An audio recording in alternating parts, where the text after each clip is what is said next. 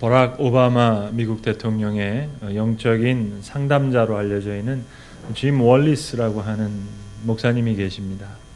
이분이 쓰신 많은 책이 있는데 최근에 또 올해 들어서 그분이 새로운 책을 한 권 또 쓰셨습니다. 하나님의 편에 서서라는 뜻의 On God's Side라는 제목의 책입니다.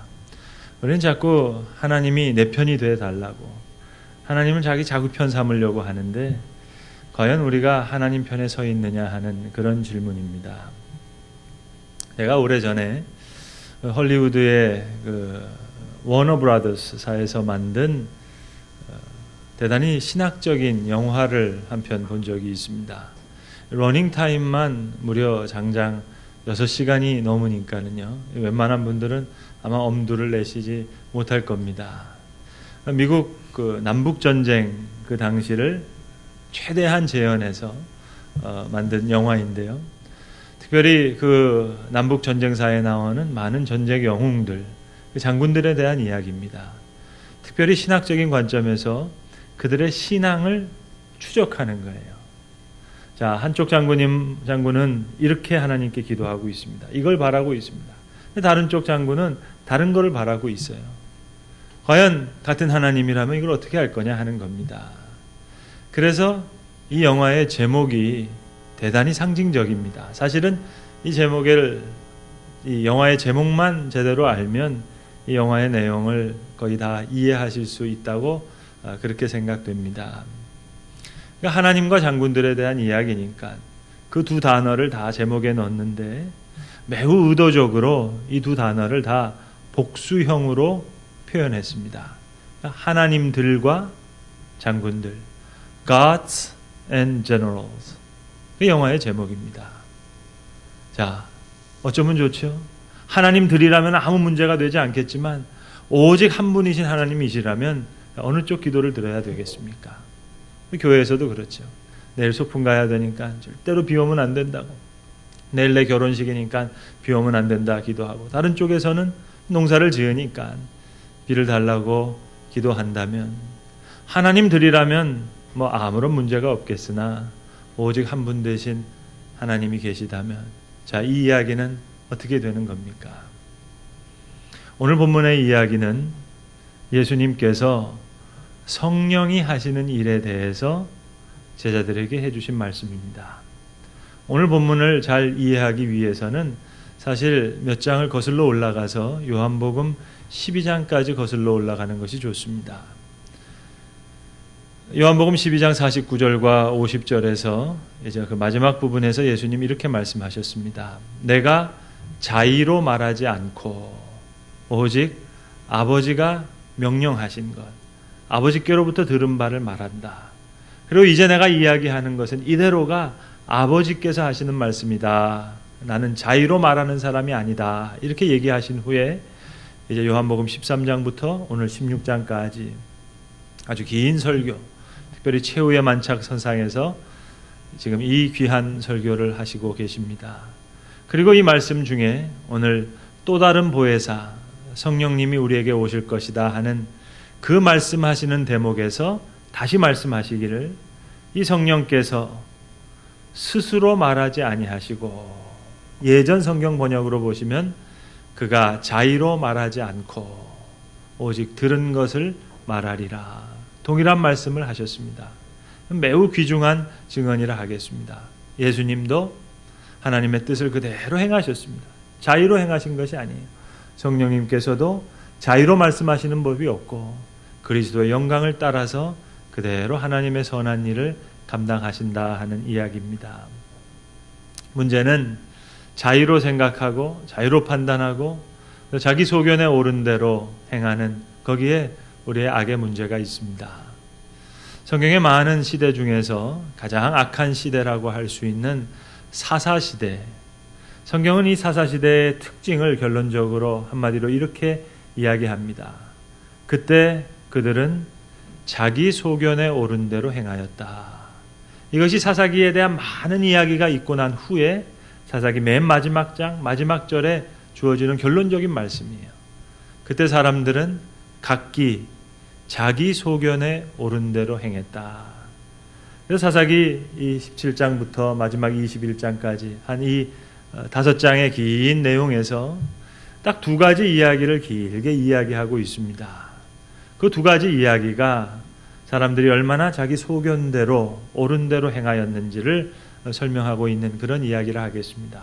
17장과 18장에 이 미가와 단지파 사이에 있었던 한 레위인 청년에 대한 이야기가 나오고, 그리고 이어서 19장부터 마지막 장까지는 또 다른 레위인에 대한 이야기가 나옵니다.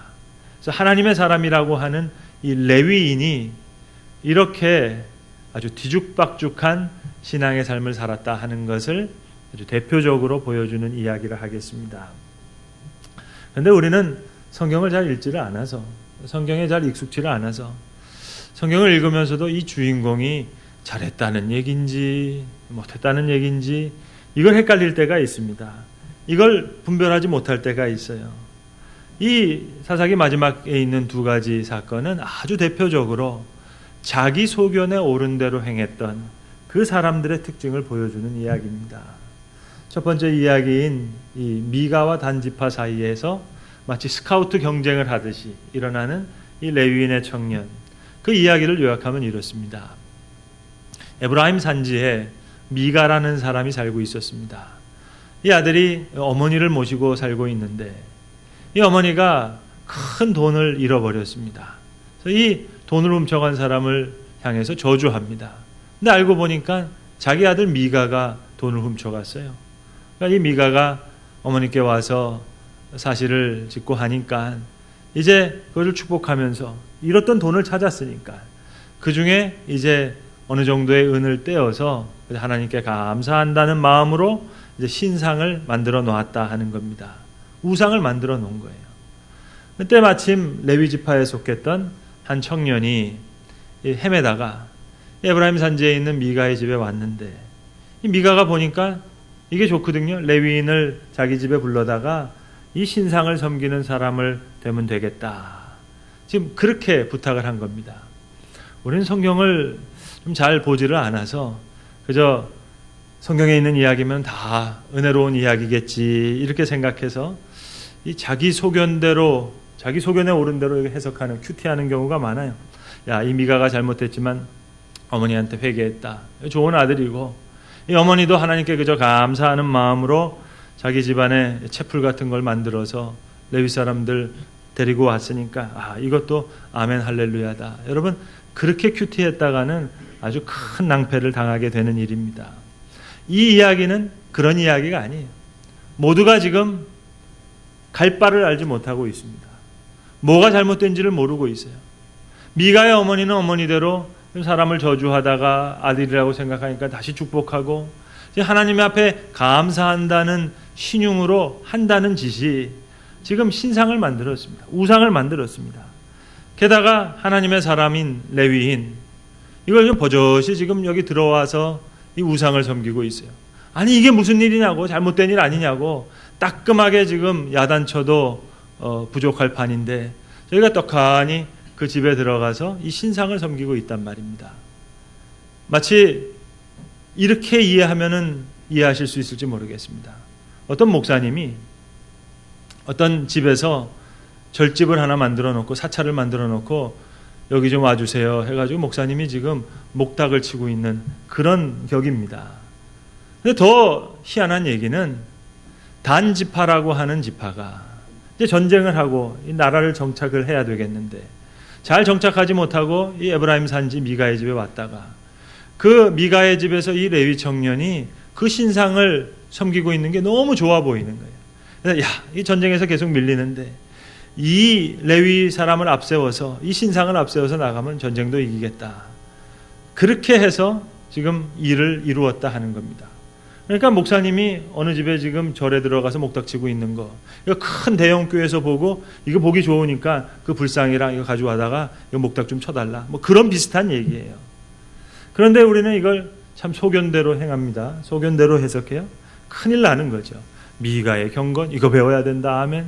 어머니 이거 집안에 채플 만들어서 레위인 청했으니까 이거 괜찮은 일이고, 단지파처럼 전쟁을 나갈 때 레위인을 앞세워서 기도하는 마음으로 나가자. 그렇게 했다가는 큰일 나는 거예요. 자기 소견대로 행하는 이 완악한 세대의 아주 특징적인 이야기를 여기 이렇게 기록하고 있는 겁니다. 그리고 이어서 나오는 19장부터 마지막까지 나오는 이야기는 더 심각한 얘기예요. 레위인의 첩 사건입니다.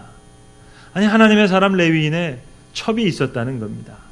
첩을 데리고 갈등하다가 살다가 첩이 도망갔어요. 그 첩을 데리고 오기 위해서 레위인이 먼 길을 갔다가 돌아오는 길에 이 첩이 윤간을 당합니다. 그러니까 이 레위 사람이 아주 마음에 분이 나서 그 시체를 12토막으로 나눠서 12지파에 보내요. 그리고 나를 좀 도와달라고. 그랬더니 이 동족들이 이를 도와야 된다 해서 이스라엘과 베냐민 지파가 나와서 막 싸웠다는 얘기예요. 이 동족의 어려움을 동족이 도와야 된다, 그런 얘기가 아니 옳습니다. 완전히 이거는 큰 뉴스죠. 하나님의 사람 레위인이 첩이 있었다는 얘기도 뉴스거리거니와 그 첩이 윤간을 당하는 것도 입에 담을 수 없는 이야기고, 그것도 게다가 레위인이 이 시체를 12토막으로 냈다는 것도 이것도 엽기적인 얘기고, 이것을 또 12지파에다 보냈더니 그 지파들이 나와서 싸움을 했다. 이만큼 자기의 소견대로 옳은 대로 행했다. 자의로 생각하고 자의로 판단하고 자의로 행당하는 이 완악한 시대를 이야기하는 것입니다. 성도 여러분, 오늘 우리는 어떻습니까? 우리 속에 거하시는 성령의 감화 감동을 따라 살고 있습니까? 오직 하나님의 뜻을 드러내고 그리스도의 영광을 보여주시는, 그리스도께 듣고 하나님께로부터 받은 바, 명령받은 바를 그대로 말씀하시는 그 성령을 따라 행하고 있습니까? 아니면 내 소견에 옳은 대로 내 자의로 판단하고 내 자의로 그렇게 생각하고 행동하고 있습니까? 성령님께서 우리 안에 계셔서 행하시는 바는 우리의 생을 내 소견대로 행하지 않고 내 자유로 행하지 않고 성령의 감동을 따라 행하게 하심으로 우리로 하여금 하나님과 사귐이 있게 하는 것입니다. 하나님의 뜻을 따라 살게 하려 하심입니다. 자유로 행하지 아니하시는 그 성령님과 동일한 일을 우리가 행함으로 해서 우리가 하나님의 사람으로 하나님의 뜻대로 그렇게 행하게 하시는 겁니다. 여러분, 성령께서 우리 마음에 거하신다는 이 일은 참으로 놀라운 일이에요. 참으로 귀한 일이에요. 여러분, 우리는 예컨대 어떤 사람에 대해서 많은 이야기를 들었습니다. 근데 그분을 아직 만나뵌 적이 없어요. 그러면 그 많은 이야기를 들은 그분을 처음 만나뵐 때 어떻게 인사합니까? 처음 뵙겠습니다. 말씀 많이 들었습니다. 이렇게 인사하죠. 자, 성령께서 우리 마음에 거하세요. 오늘도 우리와 함께 하시고 우리의 마음을 만져주시고 계세요. 근데 이런 경험 없이 살다가 천국 가서 예수님 만나면 우리가 어떻게 인사해야 되죠? 예수님 처음 뵙겠습니다. 말씀 많이 들었습니다. 네? 여러분 어떻게 생각하십니까? 우리 안에 내주하시는 성령님, 이건 참으로 놀라운 얘기예요. 그래서 오늘 예수님께서 내가 너희에게 알려줄 것이 많으나 지금은 너희가 도저히 감당하지 못하리라, 그렇게 말씀하셨습니다. 그리고 내가 너희에게 실상을 말하노니 내가 떠나가는 것이 너희에게 유익이라. 내가 죽는 게 유익하다는 거예요. 내가 떠나가야 보혜사 성령께서 오시니까. 내가 떠나지 않으면 보혜사가 너에게 오시지 않으실 것이고, 내가 가면 그를 내가 너희에게 보내리니 그가 와서 죄에 대하여, 의에 대하여, 심판에 대하여 세상을 책망하시리라, 그렇게 말씀하셨습니다. 주님 보혜사 성령을 우리에게 주시기 위해서 우리를 떠나셨어요. 그리고 말씀하셨습니다. 보라, 내가 세상 끝날까지 항상 너희와 함께 있을 것이라. 주님의 말씀입니다. 오늘 좋은 길을 열어주셨어요. 자기 소견대로 옳은 대로 행하지 않고 이제 하나님의 뜻을 따라 말씀하시는 성령님의 인도하심을 따라 살면, 행하기만 하면 상상할 수 없는 풍성한 삶이 우리에게 열려지는 겁니다. 여러분, 주님께서 이렇게 말씀하셨죠. 두세 사람이 내 이름으로 모인 곳에 내가 함께 있으리라. 함께 하시마 약속해 주셨습니다. 여러분 이걸 믿으세요? 우리는 아무래도 이 안 믿는 거, 이거 믿는 척 하는 거, 여기에 선수예요. 저는 이것 때문에 낭패를 많이 받습니다. 성도들이 아멘. 그래서 난 정말 믿는 줄 알았거든요. 그래서 나중에 알고 보니까 이거 안 믿으시더라고요. 많이 속았어요. 여러분, 예수 믿는다는 것은 죄사함 받았다는 것에 끝나는 것이 아니라 그리스도의 영이 오늘 이 시간 우리와 함께 계시는 겁니다. 거기까지 믿어야 진짜 믿는 겁니다. 여러분, 오늘 우리가 이 자리에 있습니다. 이 분위기가요, 이 공기가 다른 거예요. 여러분, 극장과 달라요. 쇼핑센터와 달라요. 학교와 다릅니다. 여러분, 사람 모아놓는다고 이런 분위기가 연출될 수 있다고 생각하세요? 그렇지 않습니다. 우리 안에 성령님이 계시기 때문에 지금 이런 분위기가 연출되는 거예요. 그리고 어떤 분들은 기도 중에 은혜 받기도 하고, 어떤 분들은 찬양하는 가운데 은혜 받기도 하고, 어떤 분들은 말씀을 듣는 가운데 은혜를 받습니다. 이렇게 함께 예배하는 중에 우리 안에 성령님이 거하시기 때문에 우리를 주의 보좌로 인도하시는 거예요. 그리고 강하게 주의 임재를 느끼게 되기도 합니다. 그런데 많은 분들이 성령이 내 안에 계시다, 이것을 잘 모르고 사시는 경우가 많아요. 몇 년 전인가 가평에 있는 지구촌 교회의 그 필그림 하우스라는 곳에서 3일 동안 청년 집회를 인도한 적이 있는데, 한 대형 교회 청년부들이 한 수백 명이 모였습니다. 그 청년부는 이제 대학생들과 청년부가 함께 모였기 때문에 이렇게 섞여 있는 그런 집회였는데 아주 뜨겁게 3일 동안 집회를 잘 했습니다. 근데 집회 중에 한 청년이 제게 와서 이제 본인의 고민을 털어놓으면서 상담하면서 기도 부탁을 하는 거예요. 들어보니까 대략 이야기는 이런 겁니다. 대학생 때는 아주 뜨겁게 주님을 섬기면서 신앙생활 했다는 거예요. 근데 직장생활 하면서 뭔가 신앙이 무너지는 것 같다는 겁니다. 이번 집회에 와서도 자기 후배들 아주 은혜 잘 받는 것 같고, 그리고 자기 친구들도 은혜를 많이 받는 것 같은데 자기는 은혜 받지 못한다는 것 같다는 거예요. 그래서 이 집회가 끝나는 동안에 자기는 은혜 받지 못하면 이거 큰일 난다는 거예요.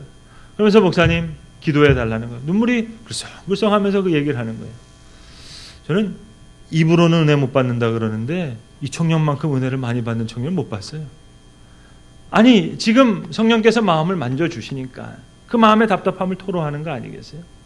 저는 이런 비슷한 경험을 많이 했습니다. 제가 예전에 있었던 그 교회 제 사무실이, 그 사무실 바로 옆에 기도실이 있었어요. 그래서 많은 분들이 이 기도실에 오셔서 기도하시고 가시고 그러셨습니다. 물론 본교회 교인들도 오시지만 다른 교회에서도 기도하러 오세요. 본교회 교인들이야 그저 조용히 오셔서 기도하시고, 그래서 모르게 그냥 조용히 가시지만 다른 교회 교인들은 아주 갈급한 마음에 오셔서 기도하시는 거 아니겠어요? 기도실 나가다가 들어가다가 그 옆에 목사실이 있으니까 처음 생면부지인 분들도 노크를 하고 오셔서 이제 그 자신의 사정을 이야기하고 또 기도를 부탁하고 상담하는 경우가 많습니다.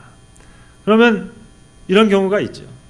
목사님, 제가 예전에는 신앙생활 참 잘했는데 지금 이렇게 신앙이 다 떨어져 가지고 못된 짓 많이 하고 나쁜 짓 많이 하면서 지금 이 마음, 은혜가 다 떠나간 이 텅텅 빈 마음, 이거 참 힘들어서 어쩔 줄 모르겠다고, 성령님께서 내 마음에 안 계신 것 같다고 너무 답답함을 토로하세요.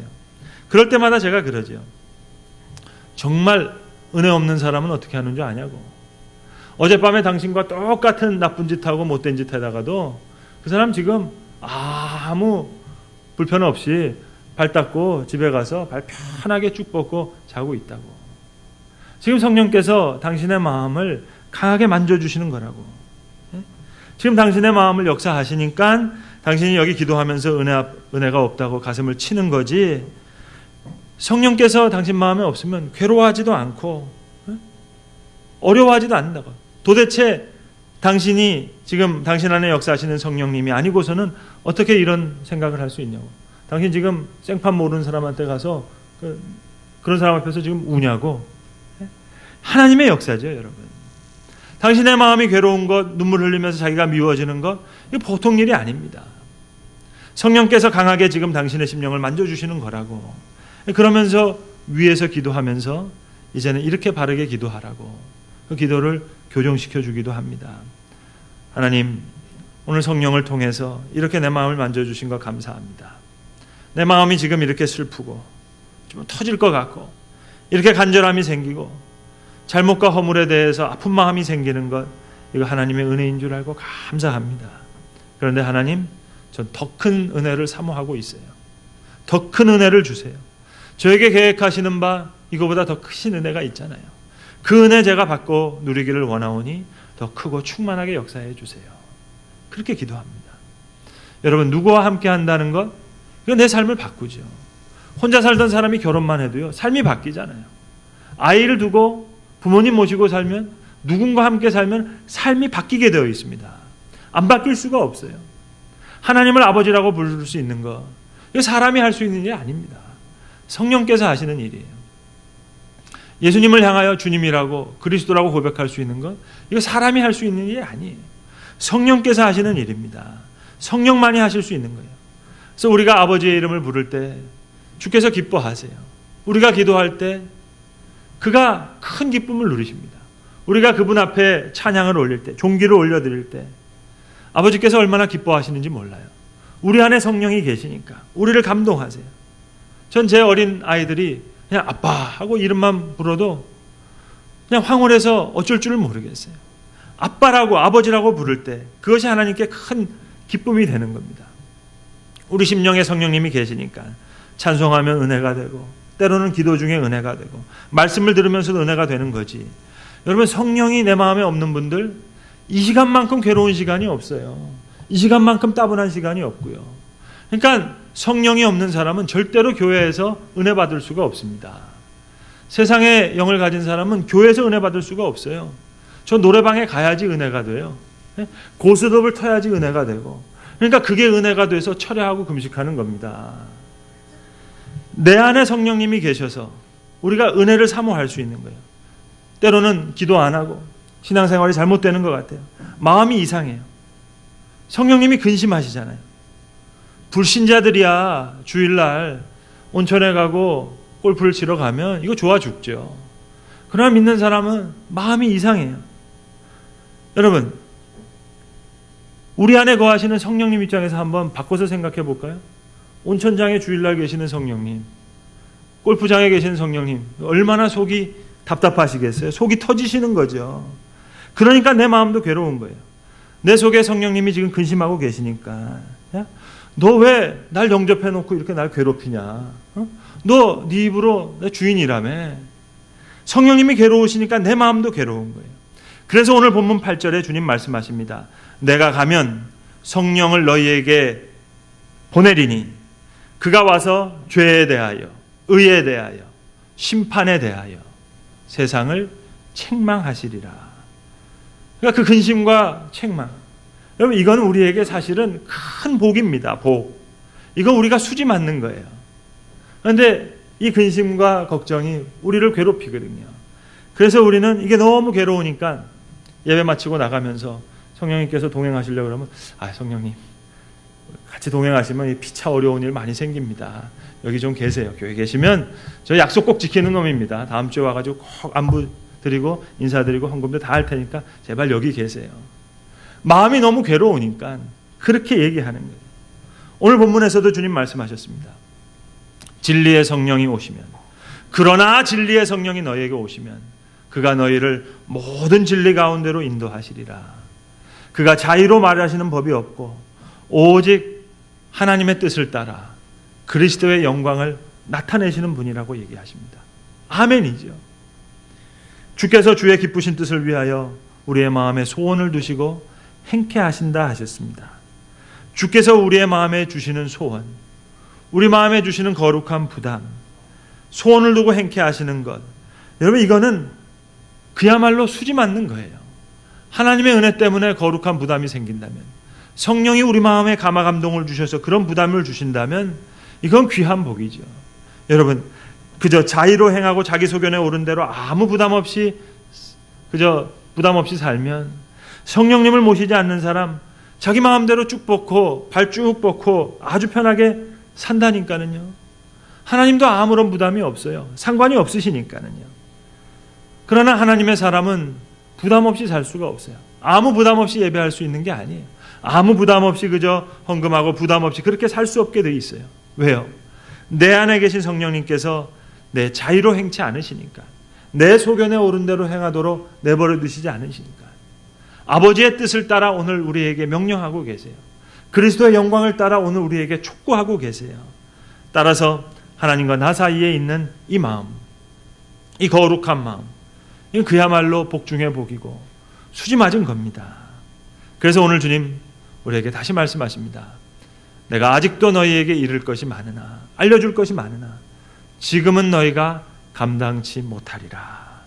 그러나 진리의 성령이 오시면 그가 너희를 모든 진리 가운데로 인도하여 주시리라. 이 믿음의 눈이 열릴 때 우리는 감당치 못할 놀랍고 풍성한 삶을 누리게 될 것입니다. 기도하겠습니다. 하나님 감사합니다. 우리의 마음에 성령님이 계셔서 우리의 마음을 만져주시고, 때로는 우리의 마음이 슬프고 또 때로는 괴롭고 터질 것 같기도 하고, 이러한 간절함이 생기며 또 잘못과 허물에 대한 마음 아파하는 것, 이것이 다 하나님의 은혜인 줄로 알고 주님 감사합니다. 주님, 내가 너희에게 이를 것이 많으나 지금은 너희가 감당치 못하리라 말씀하셨는데, 우리에게 말씀하신 그 실상이 주님께서 떠나시는 것이 유익이라 하셨습니다.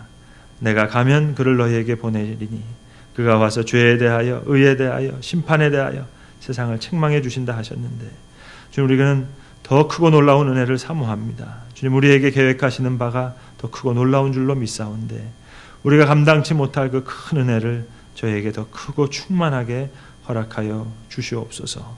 성령이 오시면 그가 우리를 모든 진리 가운데 인도하여 주신다 하셨사오매, 우리의 이 믿음의 눈이 열릴 때 우리가 감히 감당치 못할 놀라운 삶을 경험할 수 있는 그 풍성함을 우리에게 허락해 주시옵소서. 우리 주 예수 그리스도의 이름으로 기도합니다. 아멘.